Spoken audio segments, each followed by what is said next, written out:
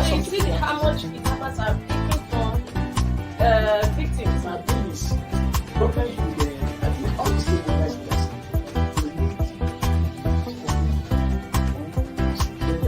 get that, and I think we get that.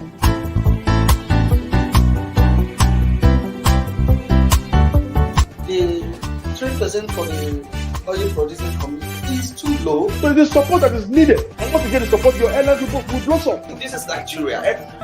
You need to give people sense of belonging.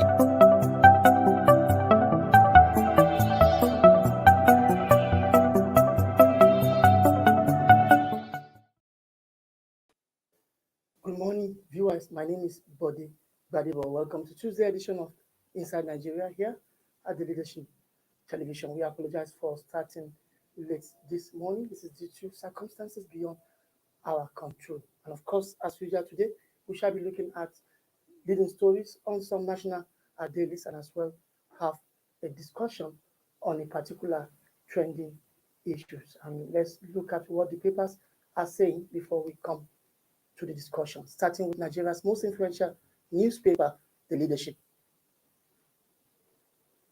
On the front page of Leadership this morning, as National Assembly transmits bill to President, civil society organizations, stakeholders give President Muhammadu Buhari 7 days to sign electoral bill. As National Assembly transmits bill to President, CSOs, stakeholders give President Muhammadu Buhari 7 days ultimatum to sign electoral bill. Say INEC needs legal framework to issue 2023 elections guidelines. Legislature has done its part, says Senate President Ahmad Lawan. And of course, the last rider on the lead story this morning on Leadership says Northern youth warn governors, others against prevailing on President Muhammadu Buhari to sign the Electoral Act Amendment Bill 2021. All right, let's move away from that and see what is on the front page of our sister publication, The National Economy. On the front page of National Economy this morning, Nigeria's power sector faces imminent collapse as liquidity crisis lingers. Nigeria's power sector faces imminent collapse as liquidity crisis lingers. Electricity supply industry records 1.3 trillion naira market shortfall. Electricity supply industry records 1.3 trillion naira market shortfall. Shortly, I shall be joined by Aditayo Adegbile, convener, Power Up, and Director, Research and Advocacy at NECA to discuss this story. But before then, let's quickly look at the front page of the third paper on our menu this morning. We have the Punch, and of course, on the front page of the Punch, APC February Convention on Saturday. Peace panel demands extension. APC February Convention on Saturday. Peace panel demands extension. Petition still being submitted. We need 1 more week, says committee's chair. APC registers 41 million members. And of course, the last rider to this lead story on the front page of the Punch this morning is saying Governor rules out convention postponement. Governor rules out convention postponement. Who is that governor? You need to grab a copy of the Punch to find out the detail of the paper. And of course, the last paper on our menu this morning is the Blueprint newspaper. On the front page of the Blueprint this morning, Federal Revenue Generating Agencies, we can't meet NAS 3 trillion naira annual revenue target. We can't meet National Assembly's 3 trillion naira annual revenue target, according to the Federal Revenue Generating Agencies. 2022 Finance Act at robbed custom of its operational mandate, according to the Controller General of the Nigerian Customs Service, Colonel Hamid Ali retired. We lose 400 billion naira annually in our soft services to UK-based firm, according to Nigerian Immigration Service. Senate promises to look at acts and contracts. NAFDAC warehouses 3-year capital votes. And these are the reasons given by the revenue generating agencies as militating against their capacity to meet the target of the National Assembly to be able to realize 3 trillion naira revenue target for the federal government to fund the 2022 budget.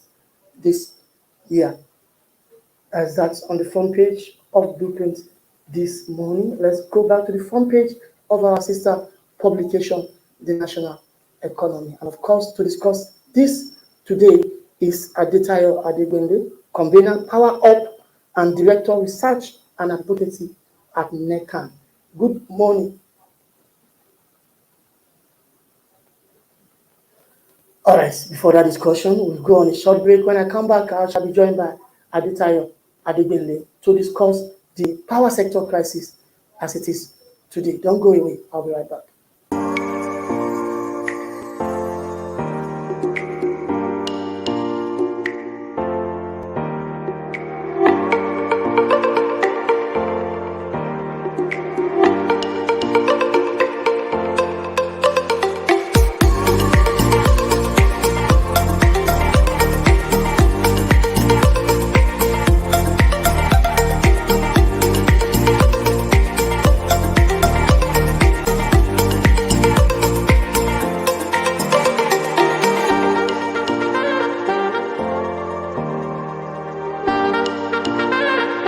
For sponsorship and advert placements, please contact 080-3688-6158. Last Word Leadership Podcast Studio. You have the last word.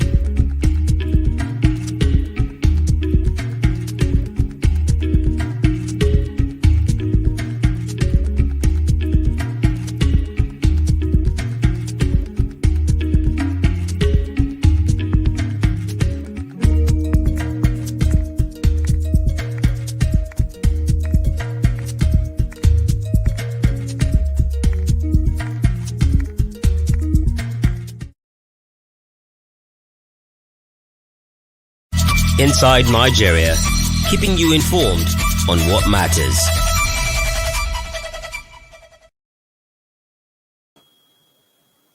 Welcome back. We're still inside Nigeria for this Tuesday morning, February 1, 2022. Like I said earlier, we are being joined by Mr. Adetayo Adegbele, convener Power Up and Director of Research and Advocacy at NECAN. Good morning, Mr. Adegbele.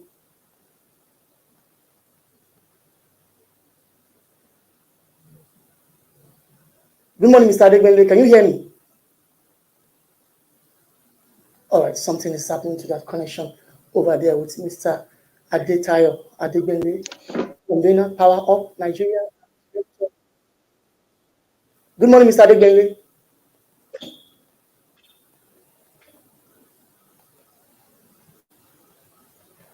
All right. We try to see if we can establish connection with Mr.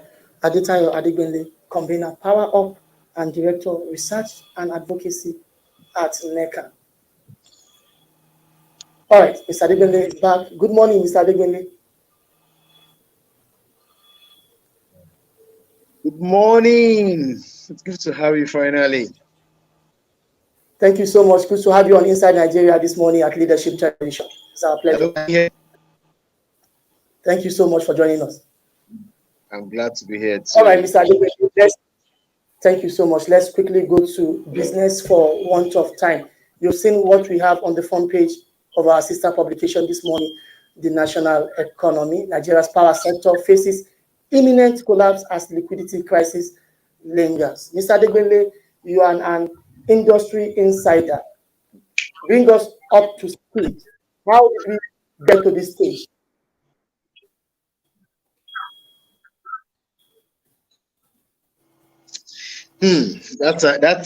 That is an interesting and ongoing concern. I mean, when you ask how did we get to this stage, without trying to sound judgmental or somehow, it must be said that we warned of situation like this a long time ago. Um, I mean, as far back as 2014, immediately after the privatization, and we saw the direction which the policy and regulation was going, we had also warned seriously that increasing tariff to consumers, for instance, is not the way to go. Um, the analogy I like to use those days, and which I think is still relevant today, is if two teams of 11 players are playing on the field, and one of I mean, the referee continue to overlook the fouls from one end, you know, how the foul to go on the other team. A point will come that the opposing team will lose interest in the game. Even the team that is playing high-handed would not be able to also maintain the tempo in which they were. The discos came on board. Initially, where it was regulars that were speaking for them, giving Nigerians excuses why things were working.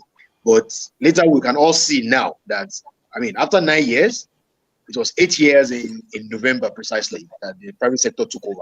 We have all seen the performance, and we can all agree politically that yes, we are still very far away from where we will be in another 10 years. I mean, 10 years is just around the corner after privatization. And you can see that we are nowhere near moving away from the rots that we had in the monolithic NEPA and PhD that we had in those days into making the private sector a very viable business for investors and good returns to I mean a good power sector performance for consumers. So, briefly, I haven't given the background. How do we go out of this logjam? What seems like a logjam in the power industry? What is the way out? Okay, let's start from the headline of that new economy that we saw earlier. Well, I think that is that's the bit on sentimentalism. I don't know. They sensationalize the news by saying about to collapse. We've seen the experience of Abuja Electricity Distribution Company, where they were not able to service their loans, and the debtors had to call in their loan. I mean, that is an example. We've seen the upheaval that is going on in Ibadan as we speak. We're not even sure whether Amcon is in charge or it is the core investors that are still in charge. Everything is just going here and there, you know. So, and the truth is, a lot of other discos are in bad shape. And for me, I will say this: number one, it was wrong for them to have acquired such as with commercial loans, and this also can also be put down to the fact that some international organizations have warned about the privatization model that we're adopting. You know, they warned about the pricing model, they warned about our regulatory model, so they were not willing to invest their their own dollars into this sector. So most of these guys had to revert back to local, local commercial banks to source these loans. And unfortunately, by the time they took over too, I mean, it is sweet to always have money that you can always expect another one coming next month. Every day you have money coming in. So we also have the issue of serious mismanagement in most of these discos. One of the things we've always been shouting about too from beginning was the issue of governance, corporate governance of these discos. Nobody seems to take much interest in them. Now, unfortunately, when you speak, discos and their representatives are quick to say you don't know what you're talking about. Of course, I'm not part of the management team. See what I mean? But you see, when you have issues like what happened with AIDS recently, that's when you get to realize that, I mean, well, some sources are saying it's not true. We don't have, unfortunately, they're not backing that up with data or with facts. But I mean, how could you have senior managers, regional managers, area managers up to 40? What are they doing? What's their portfolio? Once somebody said jokingly one day and said they had They had a general manager for special duties. I don't know what that means. I mean, so we need to dig down into the operations of this discourse. And I believe this is also one of the things that led to the Governor El Rufai Committee. That was December 2019, when they were were reviewing the government ownership of the discourse, part ownership of the discourse, about 40% on the average, you know. And you see, one of the biggest takeaway for me, and which is also a very big red signal then, was that immediately the committee came up with the recommendation and says they want to do forensic audit of all the discourse. Guess what the discourse did? They went to court to go and stop government. I mean, how can I own 4 parts out of 10? That is 40% of something. And I can't ask for forensic audit of what you are doing. I want to see the money. I mean, 40% is a big chunk of money. How can I have such a, you know, but they went to court.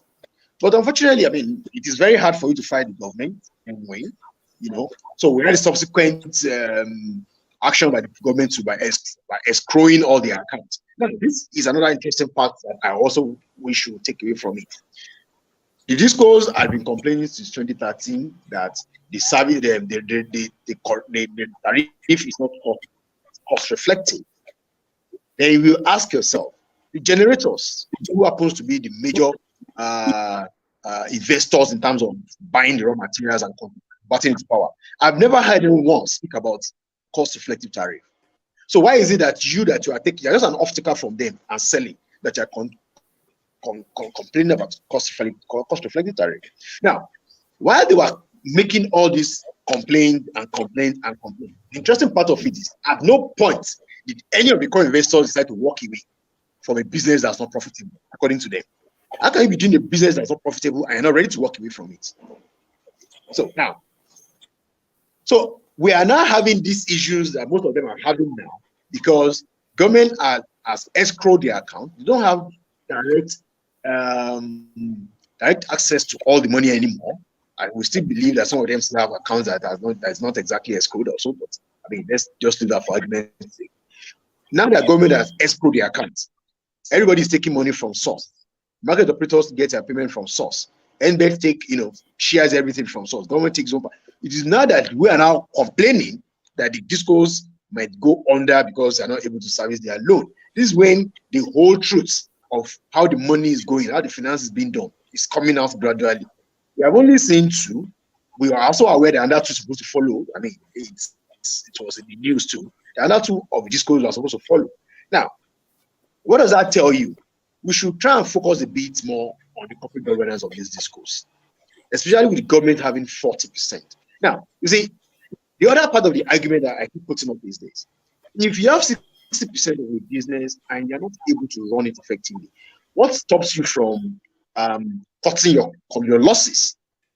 What stops you from allowing other investors to come in with money, right? And come and invest in the critical aspect of this infrastructure that you're not able to.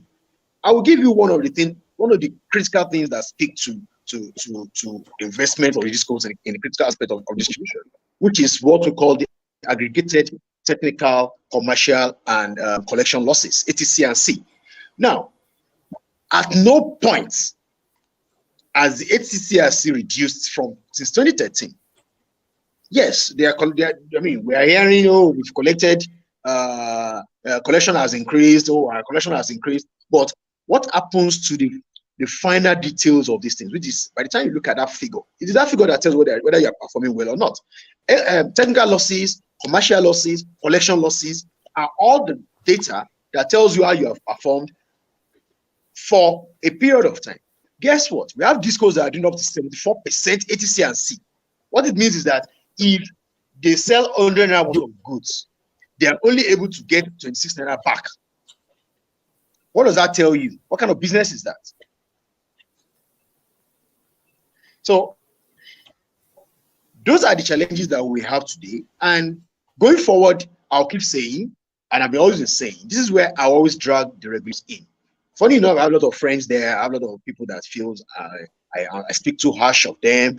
I have a lot of people that feel, well, you are right, but the truth is that we can do better. And I keep saying this.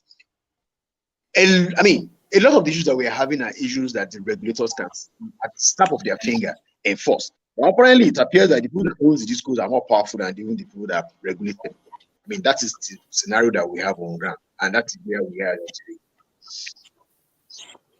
All right, Mr. Adegbele, let me summarize what you say before I ask the next question. Now, you talk about the investors and best practices. All right. And as a consumer, no, I'm not getting commensurate electricity supply compared to what I pay for electricity every month.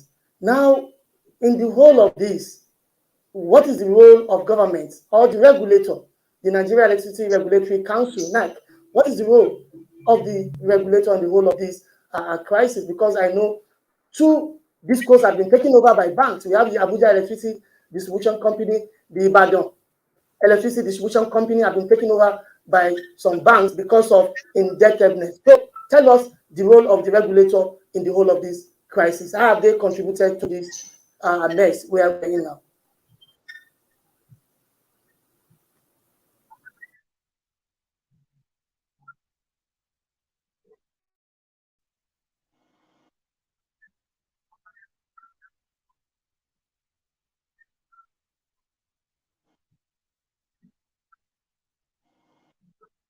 See, without trying to sound, how will I put it? I mean, I'm not going to say they are not doing the best they can, but definitely there is a very big gap, miles, for them to perform and to perform better. If I'm to rate going to the office to sleep, I'm sure they are not. But then you see, when you see a challenge, and I think that's the idea behind a reform. That is the whole concept of a reform. You try something for 3 months, you get your report back from the market. The onus is on you as a regulator to look at that regulation. I mean, let's assume you make a regulation in vacuum. You're not sure of what the market response will be like. But the moment your regulation hits the market, it is your duty and prerogative to make sure that you put a structure in place that monitors that regulation. I'll give you one very quick example of this. Look at the service reflective tariff that was thrown to the market. When September 2020, right? Now, part of the assumption of that service reflective tariff is that hello? I'm with you. I'm with you. Can you hear me? Yes, I'm with you. Go ahead. I cannot hear you. Oh, okay. Can you hear me now? Hello? Whoa. I can hear you. Go ahead, Mr. Adegbele. Okay. Go ahead. Well, let me first continue. We have the service reflective tariff that I can assure you, I mean, there are claims that yes, they put things in place to monitor it and everything. But we that were on the streets, we that were walking the street, we're visiting, we're going all over the place, from Jos to Abeokuta to Ibadan to Abuja to Lagos, to Makurdi. We can tell you what exactly is going on. We can tell you what is happening in these places. You promise people that you give them minimum of 18 hours power supply. Do you give them 18 hours power supply?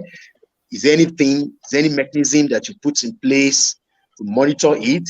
When they don't receive the 18 hours average power supply in a month per day, what has been, what have you done, as a regulator, to make sure that the regulation that you put is strictly adhered to? Is there any punishment to the discos? Is there anything that is being done? Is there any compensation to consumers that are already billed at tariff A, when in actuality the value they are getting is tariff C?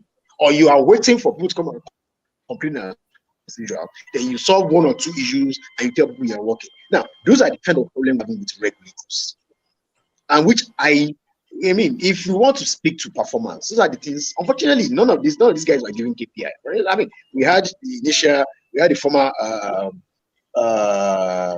NERC commissioner. Oh, by the way, NERC is Nigeria. It's a regulatory commission.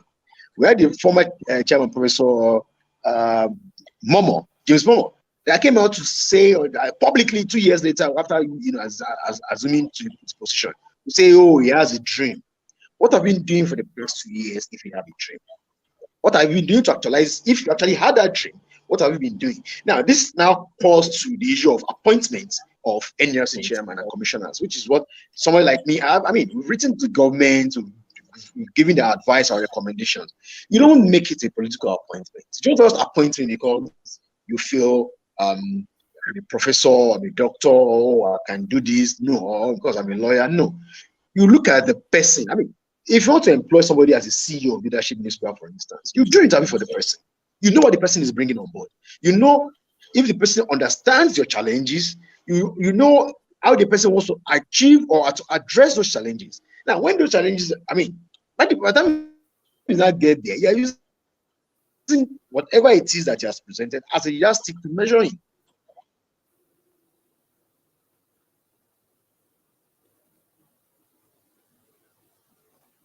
All right, Mr. Adegbile, something is happening to that connection, but I must thank you for your candid take on this power sector crisis this morning on Inside Nigeria. Many thanks to you for joining us. For want of time, we have to end this at this note. Mr. Adetayo Adegbile is the convener, Power Up, and Director, Research and Advocacy, Network of LSC Consumers Advocacy of Nigeria, NECANS. Many thanks to you for joining us this morning. All right, viewers, on this note, we'll come to the end of Inside Nigeria for this morning. Make it with us tomorrow for another edition of the show. My name remains Badibo. Bye for now. Thank you for watching. For sponsorship and advert placements, please contact 080-3688-6158. Last Word Leadership Podcast Studio. You have the last word.